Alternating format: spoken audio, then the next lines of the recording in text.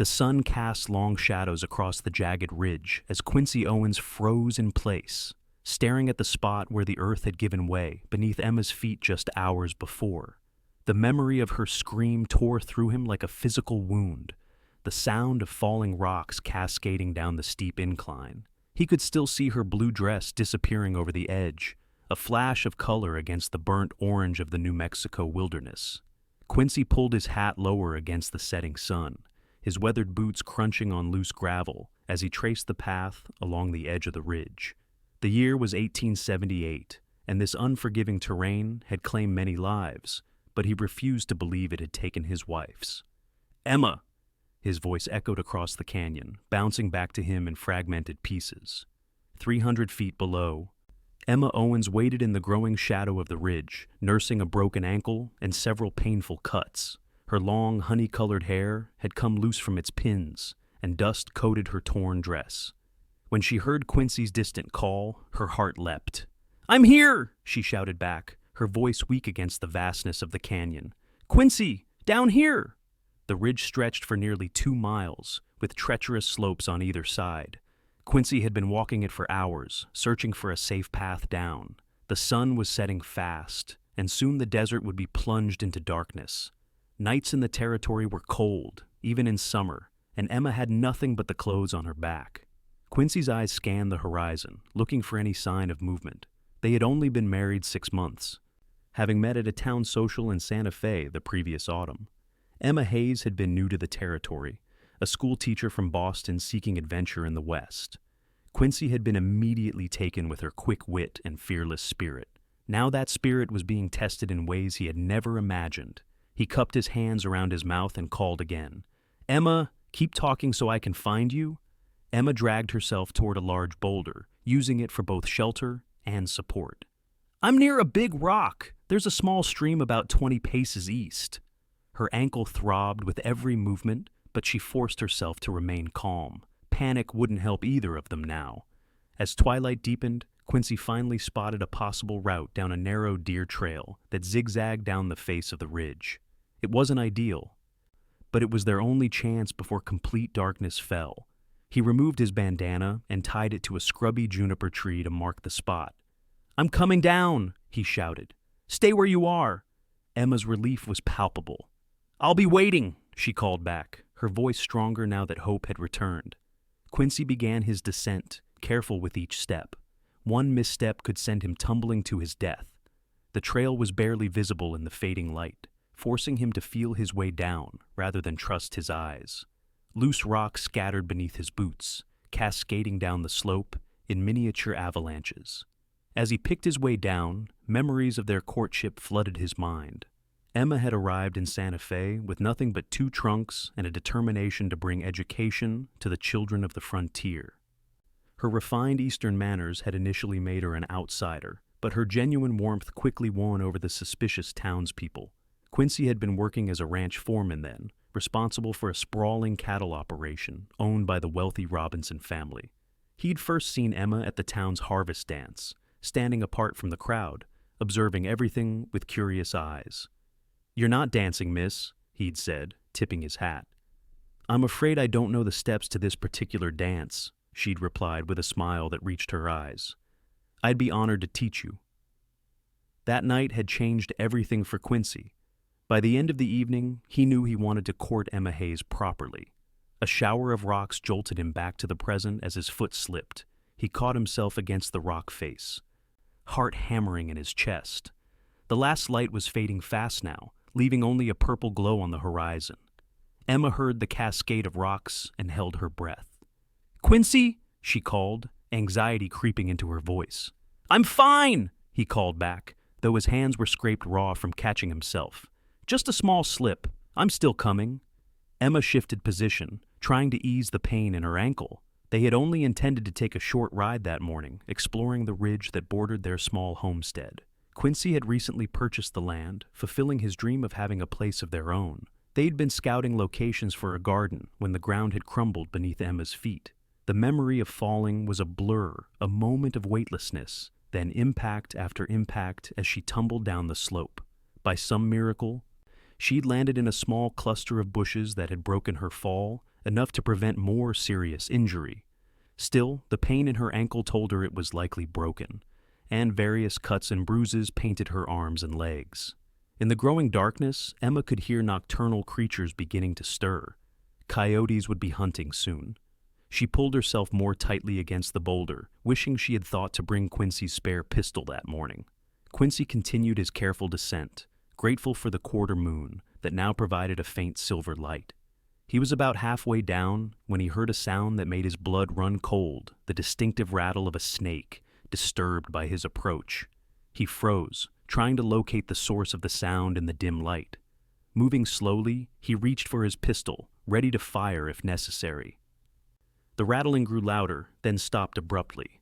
After several tense moments, Quincy heard the snake slither away, apparently deciding he wasn't worth the trouble. With a shaky breath, he continued downward. Emma was fighting to stay awake when she heard Quincy's voice again, closer this time. "Emma, I'm almost there. Over here," she called back, new energy flowing through her. "By the boulder." The minutes that followed seemed like hours, but finally Emma saw a figure emerge from the darkness. Quincy approached cautiously, his silhouette growing more distinct as he came closer. When he finally reached her side, he fell to his knees, gathering her in his arms with a gentleness that contrasted sharply with his usual strength. "I thought I'd lost you," he whispered into her hair, his voice thick with emotion. Emma clung to him, inhaling his familiar scent of leather and sage. "I knew you'd come," she said. "I never doubted it for a moment." Quincy pulled back to examine her in the moonlight. His fingers gently probed her ankle, confirming what she already knew. "It's broken," he said grimly, "and we're a long way from town." "Can we make it back up?" Emma asked, looking up at the imposing ridge that loomed above them. Quincy shook his head. "Not with your injury, and not in the dark. We'll have to spend the night here and figure out our next move at dawn." He removed his coat and wrapped it around Emma's shoulders, then set about gathering what sparse brush he could find to build a small fire. The flame was meager, but it provided some warmth and kept the wildlife at bay. As they huddled together in the night, the vast sky overhead sparkling with stars, Emma recounted her fall and the long hours of waiting. "I wasn't afraid for myself," she admitted. "I was afraid you wouldn't be able to find me, that you'd think I was lost forever." Quincy tightened his arm around her. "I would have walked this ridge for days, weeks if necessary. I'd never give up on you, Emma." They spoke in hushed tones as the night deepened, sharing memories and dreams for their future. Despite their precarious situation, there was an intimacy in their conversation that reminded them both why they had fallen in love. "Do you remember our first real conversation?" Emma asked, resting her head against his shoulder. "At Mrs. Potter's boarding house?" Quincy smiled. "You were trying to convince the town council to allocate funds for a proper schoolhouse. You had that fire in your eyes that told me you wouldn't back down for anything. And you offered to speak to Mr. Robinson about donating lumber," Emma added. "You didn't even know me then." "I knew enough," Quincy said simply. "I knew you were changing things for the better. That's what this territory needs, people who see what could be, not just what is." As dawn approached, they dozed fitfully, waking at every sound. The desert was alive with creatures hunting in the dark, and both were acutely aware of their vulnerability. The first gray light of morning revealed their surroundings more clearly. They were in a narrow ravine, with steep walls rising on either side. The small stream Emma had mentioned trickled nearby, providing at least some fresh water. Quincy stood, stretching his stiff muscles. "I'm going to look for a way out of here," he said. "The trail I came down is too steep for you to climb with that ankle." Emma nodded, her face pale but determined. "I'll be fine. Just don't be gone too long." Quincy hesitated, clearly reluctant to leave her alone. He handed her his pistol. "Just in case," he said. "Though I don't expect any trouble in daylight." He set off down the ravine, following its natural path. The walls gradually became less steep as he walked, offering hope that they might find a gentler slope to climb. After about a mile, the ravine opened into a wider canyon. To his relief, Quincy spotted what appeared to be an old game trail leading upward at a manageable angle. When he returned to Emma, he found her attempting to fashion a splint for her ankle using branches and strips torn from her petticoat. "Let me help with that," he said, kneeling beside her. His hands were gentle as he secured the makeshift splint. "I found a way out, but it's a fair distance. I'll have to carry you." Emma looked concerned. "Quincy, it's too far. You can't carry me all that way." "Watch me," he replied with a determined smile. He gathered their few belongings, then carefully lifted Emma in his arms. She was lighter than the hay bales he routinely tossed during harvest, but the uneven terrain would make the journey challenging. They set off slowly, Quincy pausing frequently to rest and check their bearings. The sun climbed higher in the sky, beating down mercilessly. By midday, both were exhausted and thirsty, having drained the small canteen Quincy had carried. "We need to rest," Emma insisted when she noticed Quincy's labored breathing. "Just for a little while." Reluctantly, he set her down in a patch of shade cast by a tall rock formation. They shared the last of their water, just enough to moisten their parched lips. "When we get home," Quincy said after a moment, "I'm going to build that garden right away, with a fence high enough to keep the rabbits out." Emma smiled, recognizing his attempt to keep their spirits up. "And I'll finally have space for those apple saplings I've been wanting to plant. Apple trees, a vegetable garden," Quincy continued, "and maybe even a few chickens, fresh eggs every morning." "It sounds perfect," Emma said softly. They rested for an hour before continuing their journey. The canyon walls were less imposing now, but the sun was relentless. By late afternoon, they finally reached the game trail Quincy had discovered earlier. "This is it," he said, setting Emma down carefully. "It's steep, but not like the ridge. I think we can make it if we go slowly." Emma nodded, determination in her eyes. "I can try to walk, if you'll help me." "Are you sure?" "I'm sure that you can't carry me up this entire hill," she said practically. "We'll do it together." With Quincy supporting most of her weight, Emma managed to hobble upward. Progress was agonizingly slow, and each step sent shooting pain through her injured ankle, but she gritted her teeth and pressed on. As they climbed higher, they could see the ridge in the distance, the same ridge that had nearly claimed Emma's life. From this perspective, its beauty was undeniable, the layered rocks glowing red and orange in the late afternoon sun. "It's strange," Emma mused during one of their rest stops. "Something so beautiful can be so dangerous." Quincy followed her gaze. "Like many things in this territory. It's why we have to look out for each other." By sunset, they had nearly reached the top of the trail. Both were exhausted beyond words, moving on pure determination. As they crested the final rise, they were met with an unexpected sight: their horses, still tethered where they had left them the day before. "They stayed," Emma whispered in amazement. "Loyal creatures," Quincy replied, "unlike some humans I could name." His comment reminded them both of the circumstances that had brought them to this remote ridge in the first place. Their homestead was one of several small properties being threatened by Vernon Langley, a wealthy cattle baron who wanted the land for grazing. Langley had been pressuring smaller landowners to sell, using increasingly aggressive tactics. Quincy helped Emma into the saddle of her mare, then mounted his own horse.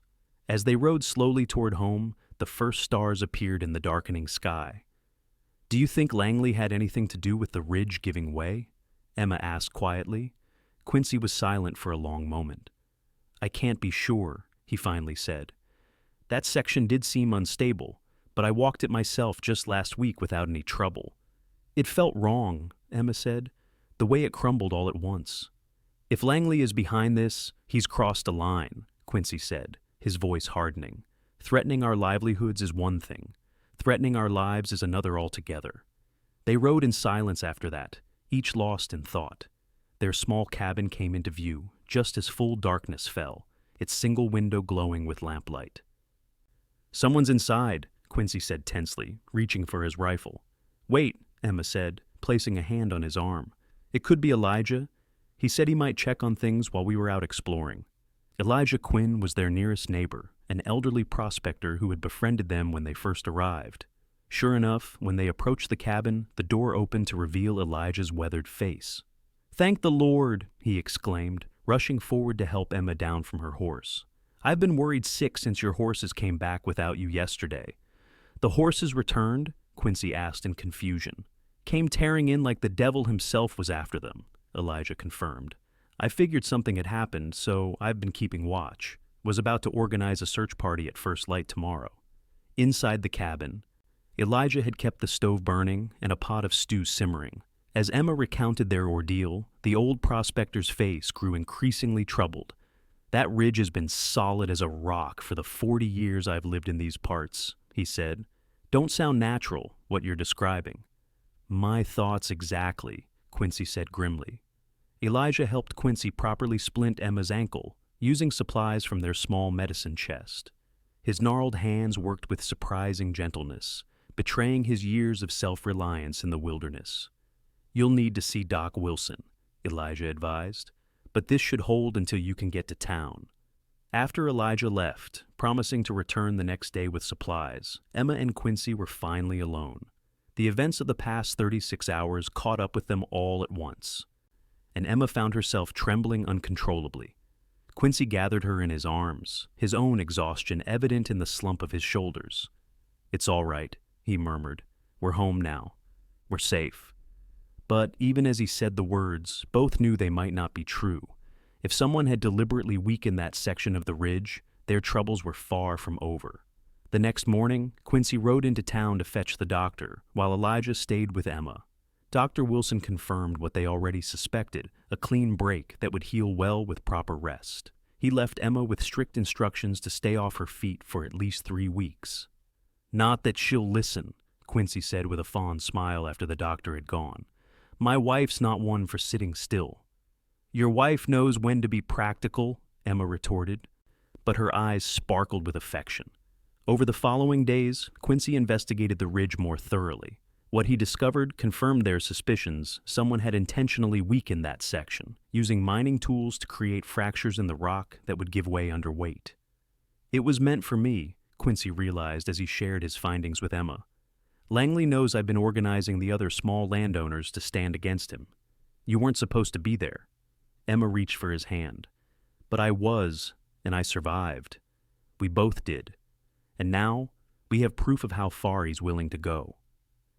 They took their evidence to Marshal Thomas in town, but without witnesses, there was little he could do officially. "I believe you," the marshal said, "but believing and proving are different matters. Langley's got friends in high places, including the territorial judge." "So he just gets away with attempted murder?" Quincy demanded. "I didn't say that," Marshal Thomas replied carefully. "I said I can't act officially. But word has a way of spreading in a small community. People deserve to know what kind of man they're dealing with." The marshal was right. As news of what had happened at the ridge circulated, other landowners came forward with their own stories of intimidation. What had been isolated incidents now formed a pattern that was impossible to ignore. 2 weeks after Emma's fall, the landowners gathered at the Owens cabin to form a formal association. Emma, still confined to a chair with her healing ankle, watched proudly as Quincy articulated their collective concerns. "We're not asking for charity or special treatment," he told the assembled group. "We're simply demanding the right to live and work in peace on land we legally purchased. Langley has no more right to this territory than any of us." The meeting was interrupted by the sound of approaching horses. Quincy moved to the window, his hand instinctively reaching for his rifle. "It's Langley," he said quietly, "and he's brought company." The landowners exchanged nervous glances, but no one moved to leave. Outside, Vernon Langley dismounted, flanked by 4 of his ranch hands. He was a tall man, with cold eyes and an immaculately trimmed beard, his expensive Eastern clothes marking him as an outsider, despite his years in the territory. "Owens!" he called. "I hear you've been spreading lies about me. Come out and face me like a man." Quincy turned to the others. "Stay inside with Emma. This is between Langley and me." Despite protests from several of the men, Quincy stepped outside, closing the door firmly behind him. Emma moved to the window, her heart racing as she watched her husband stand alone against 5 men. "I haven't spread anything but the truth, Langley," Quincy said calmly. "You tried to kill me by sabotaging that ridge. Nearly killed my wife instead." Langley laughed, a sound without humor. "That's a serious accusation, Owens. Got any proof?" "Enough to convince those who matter," Quincy replied. "The people of this community know what you've been doing. Your threats don't work anymore." Langley's face hardened. "You're making a mistake, turning these people against me. I bring money and progress to this backward territory. Without me, What do you have? A bunch of struggling dirt farmers too stubborn to see the future. We have something you'll never understand, Quincy said. Community. We look out for each other. That's worth more than all your cattle and money combined. Inside the cabin, Emma saw one of Langley's men reach for his gun. Without thinking, she grabbed a walking stick and hobbled to the door, throwing it open.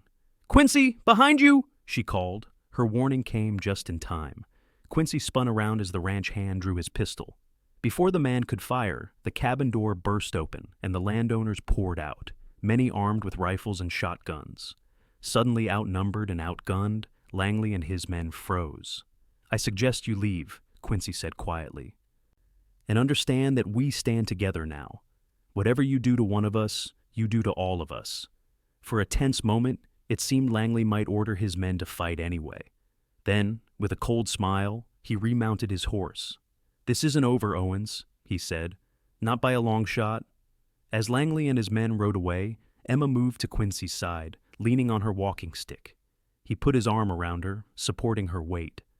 "That was foolish," he murmured, "coming out here on that ankle." "Less foolish than facing 5 armed men alone," she countered. The confrontation with Langley marked a turning point. With the landowners united, his tactics of isolation and intimidation no longer worked. Though he continued to pressure individuals to sell, the community's solidarity held firm. By the time Emma's ankle had fully healed, autumn was painting the landscape in golds and reds. True to his word, Quincy had built her garden, enclosing it with a sturdy fence. They planted the apple saplings together, discussing where to place each one for optimal growth. "These won't bear fruit for years," Emma observed as they worked the soil. "Then we'll just have to stick around to see it happen," Quincy replied with a smile. The ridge where Emma had fallen became a symbol for them both, of danger survived, of strength discovered. Occasionally, Quincy would find himself walking its length, remembering the desperation he had felt searching for, a way down to Emma. On one such walk, about a year after the incident, he discovered something unexpected. A small creek had formed at the bottom of the ravine where Emma had waited, creating a patch of green in the otherwise arid landscape. When he told Emma about it that evening, her eyes lit up. "We should go see it together." Quincy looked uncertain. "Are you sure? After what happened?"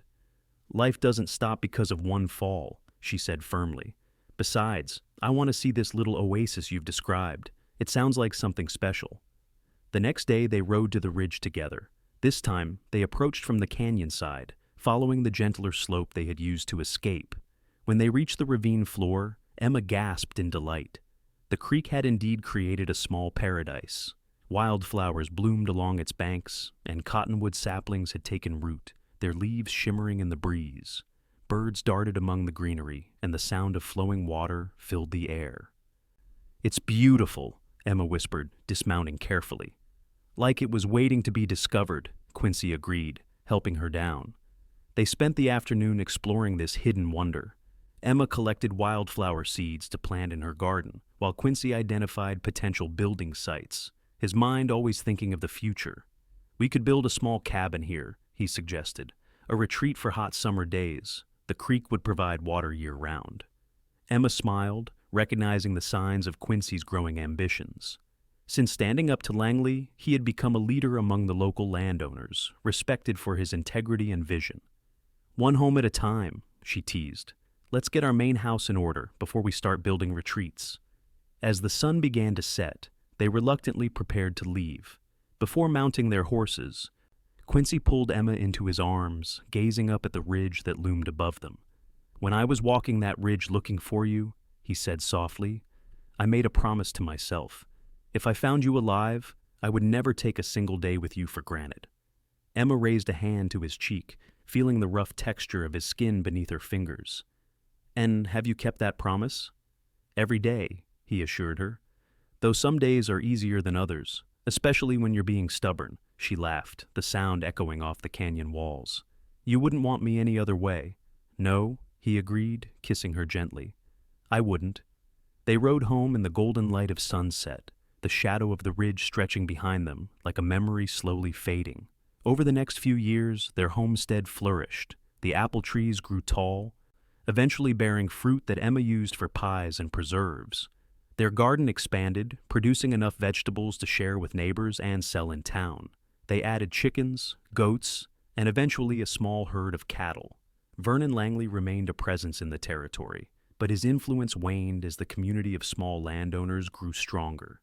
Eventually, he sold most of his holdings and moved back east, defeated not by confrontation, but by the simple resilience of people determined to build something lasting. The ravine at the bottom of the ridge became a special place for Quincy and Emma. They built that retreat cabin Quincy had envisioned, a simple one-room structure where they could escape the summer heat. As word spread of the hidden oasis, other families began to visit, especially during the hottest months when the creek provided welcome relief. 5 years after Emma's fall, she gave birth to their first child, a daughter they named Sarah, after Quincy's mother. 2 years later, a son followed, whom they called James. Both children grew up knowing the story of the ridge, how their father had walked its length searching for their mother, and how she had waited below, never losing faith that he would find her. On the 10th anniversary of that fateful day, Quincy and Emma returned to the ridge alone, leaving their children in the care of trusted neighbors. They stood together at the spot where the ground had given way, now marked by a cairn of stones they had placed as a reminder.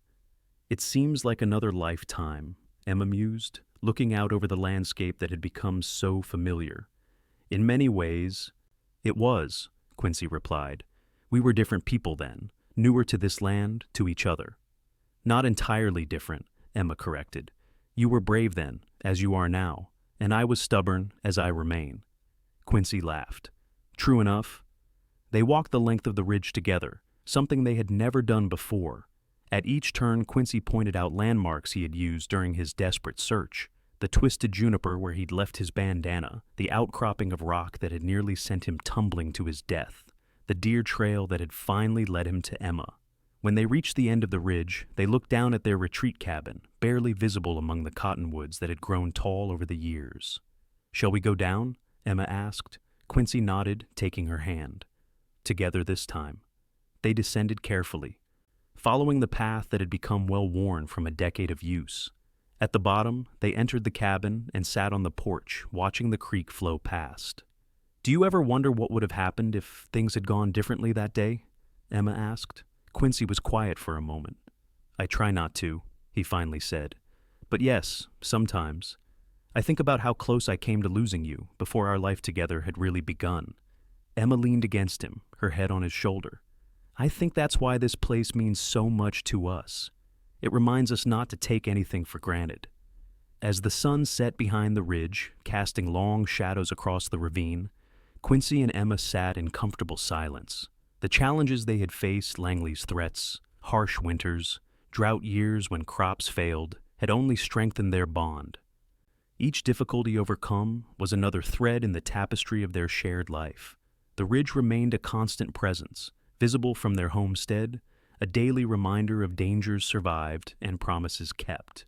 Sometimes, especially after rain, Quincy would walk its length again, marveling at how something so perilous could become so meaningful. And sometimes Emma would wait at the bottom, watching his silhouette against the sky, not out of necessity now, but as a reminder of the faith that had sustained her during those long hours of waiting. When he would descend to join her, their hands would find each other automatically, a gesture as natural as breathing. Their story became part of local lore, told and retold at gatherings and celebrations. "The cowboy who walked the ridge," people would say, nodding toward Quincy with respect. Some embellished the tale, adding encounters with wild animals or hostile outlaws. But the essential truth remained unchanged: a man's determination to find his wife, a woman's certainty that he would come. As their children grew, they too began to understand the significance of the ridge in their family's history. Young Sarah, adventurous like her mother, often asked to visit the spot where Emma had fallen. James, more cautious by nature, preferred the safety of the ravine below, where he would spend hours watching the wildlife that gathered around the creek. On Sarah's 16th birthday, Quincy took her to walk the ridge, teaching her to read the landscape as he did, to notice the subtle signs of weather changes, the tracks of animals, the places where the earth might be unstable. "Your mother says you have my restlessness," he told her as they paused to rest. "That's not entirely a bad thing, but it needs tempering with caution." "Is that why you bring me here?" Sarah asked. To teach me caution? Quincy smiled. Partly, but also to show you that fear shouldn't stop you from doing what needs to be done. I was terrified that day, walking this ridge, but I kept going because your mother needed me. Sarah considered this, her young face serious beneath her hat. Do you think I'll ever find someone who would do that for me? Walk a ridge to find me? I hope so, Quincy said. But more importantly, I hope you find someone worthy of you doing the same for them. That's the real measure of love, not what you receive, but what you're willing to give. As they grew older, Quincy and Emma watched their children forge their own paths. Sarah eventually married the son of a neighboring rancher, a young man who had grown up hearing the story of the ridge and understood its significance to her family. James showed a talent for medicine and went east to study, returning years later to establish a practice in the growing town nearby. Through it all, the ridge remained their touchstone. On difficult days, Quincy would often say, "We survived the ridge. We can survive this too." It became a family motto of sorts, a reminder of resilience in the face of adversity. 20 years after Emma's fall, the territory had changed dramatically. The railroad had arrived, bringing new settlers and opportunities. The small community had grown into a proper town with a school, church, and thriving businesses. Quincy and Emma, now in their 40s, had become respected elders, their homestead one of the most prosperous in the region. On the anniversary of that fateful day, they continued their tradition of visiting the ridge together. Though their hair had begun to gray and the journey was more tiring than it once had been, neither suggested abandoning the ritual. "We should bring the grandchildren next year," Emma suggested as they sat by the creek. Their daughter Sarah had given them 2 grandchildren already, with another on the way. "They're still young," Quincy said doubtfully. "The ridge is no place for small children." "We'll bring them to the ravine, not the ridge," Emma clarified. "They should know this place, understand its importance to our family." Quincy nodded, acknowledging the wisdom in her words. "You're right. This is their heritage too." As twilight approached, they reluctantly prepared to leave. Before mounting their horses, Quincy pulled Emma close, his arms as strong as they had been 20 years before. 20 years, he murmured. "Sometimes it feels like yesterday." "And sometimes it feels like another lifetime," Emma replied. "But I wouldn't change a day of it."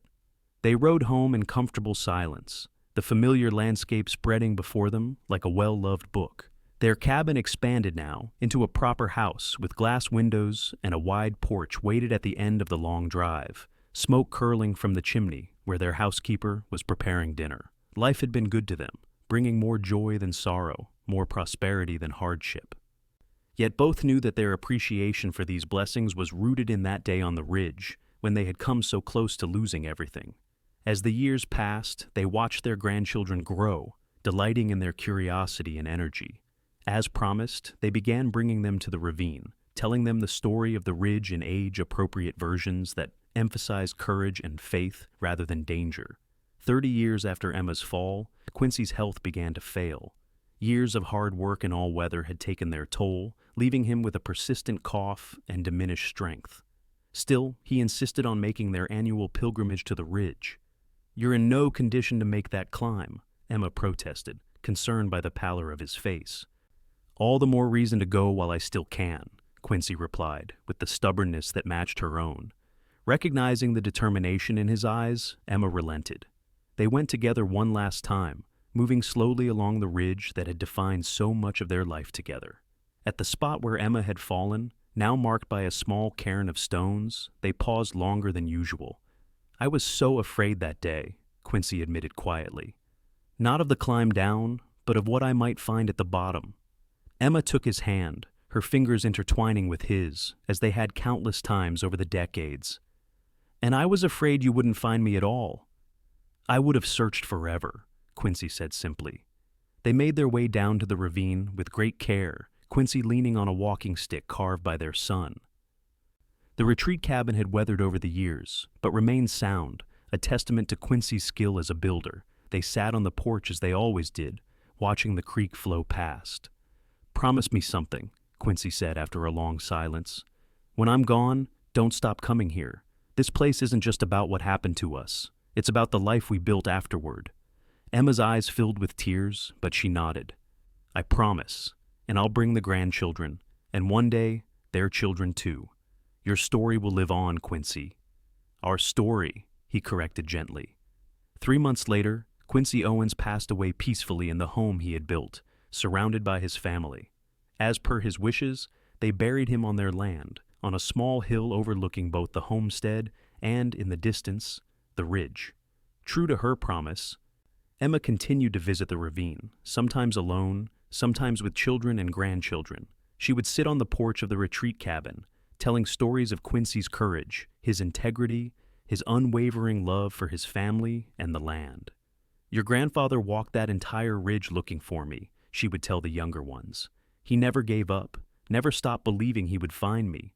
As Emma herself grew older, the journey became more difficult, but she persisted as long as she was able. Eventually, her children insisted on accompanying her, concerned for her safety on the increasingly arduous trip. On one such visit, nearly 40 years after her fall, Emma sat on the cabin porch with her daughter Sarah, watching her grandchildren play by the creek. "I still feel him here," Emma said softly. "More than anywhere else? Even his grave. This is where I understood what it meant to be truly loved." Sarah squeezed her mother's hand. "He's in all of us, Mother. In the way we live, the choices we make. Every time we face a difficulty without surrendering, that's Father's legacy." Emma smiled, recognizing the truth in her daughter's words. Quincy lived on in their children's strength, their grandchildren's curiosity, the prosperous homestead that continued to thrive under Sarah and her husband's management. And he lived on in the story of the ridge, passed down through generations, evolving from personal experience to family lore to community legend. The details might change in the telling, but the essence remained the same, a testament to love's power to overcome fear, to find a way forward when no path seems possible. In her final years, when Emma could no longer make the journey to the ridge, she would sit on the porch of the main house, her gaze often turning toward that distant silhouette against the sky. Sometimes, in the golden light of sunset, she imagined she could see Quincy walking its length, searching for her, as he had done all those years ago. And in her heart, she was still waiting at the bottom, certain that he would find his way to her, as he always had. When Emma Owens passed away at the age of 82, they buried her beside Quincy on the hill overlooking their land. The community gathered to honor her, many sharing stories of how the Owens family had helped shape the region through their courage, generosity, and unwavering commitment to their principles. The ridge remains to this day, unchanged by time, while the world around it transforms. Local families still visit the ravine, enjoying the shade of cottonwoods planted generations ago. Children splash in the creek that continues to flow, creating life in what might otherwise be barren land. And on quiet evenings when the light slants just right across the landscape, some claim they can see two figures walking the ridgeline, a cowboy and his wife, hand in hand, their love as enduring as the land itself. The story of Quincy and Emma Owens, of a desperate search and patient waiting, of a love strong enough to overcome nature's harshest challenges, continues to inspire those who hear it. It reminds us that the most profound acts of courage often happen not in grand battles or public arenas, but in private moments of crisis, when one person refuses to abandon another despite all odds. In that sense, the ridge is more than a geographical feature. It is a monument to the human capacity for devotion, a reminder that love, at its truest, will always find a way down from the heights of fear to the valley of reunion below.